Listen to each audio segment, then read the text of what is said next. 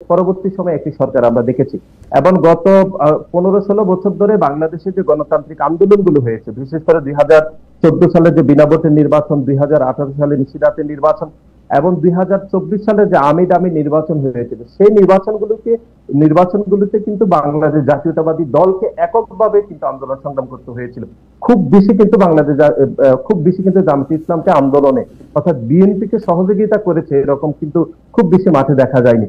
এখন আপনি যেটুকু বলেছেন যে স্বার্থের জন্য, আমরা সেরকম মনে করছি না। আমরা মনে করছি যে তখন একটি প্রেক্ষাপটের কারণে জামাতের সাথে বিএনপি যে সম্পর্ক তৈরি হয়েছিল, সেই সম্পর্কের সফলতা বা সুফল পেয়েছে জামাতে ইসলাম, কিন্তু সেই সম্পর্কে সুফল কখনো বাংলাদেশ জাতীয়তাবাদী দল পায়নি বলে আমি মনে করি।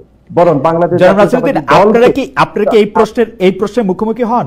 সাধারণভাবে এই কথা বলা হয় যে বিএনপি অনেক মানে বিএনপি চেয়ারপারসন কখনো আপোষ করেন না, কিন্তু 3 দলীয় জোটের রূপরেখায় যখন স্পষ্ট ছিল জামায়াত বা জাতীয় পার্টিকে কে রাজনীতিতে নিবে না, তখন বিএনপি জামায়াতকে নিয়ে আসলে এই রাজনীতি করে এবং বিএনপি এটা কন্টিনিউ করেছিল। কিন্তু মানে এখানে মানে এইটা আপনাদের এই প্রশ্নের সম্মুখীন কখনো হতে হয় না যে এখন বিএনপি যেই মুক্তিযুদ্ধের কথা বলে, জামায়াতকে বাদ দেওয়ার কথা বলে, এই কথা বললে তো বাংলাদেশের রাজনীতিক ইতিহাসই অন্যরকম হইতো।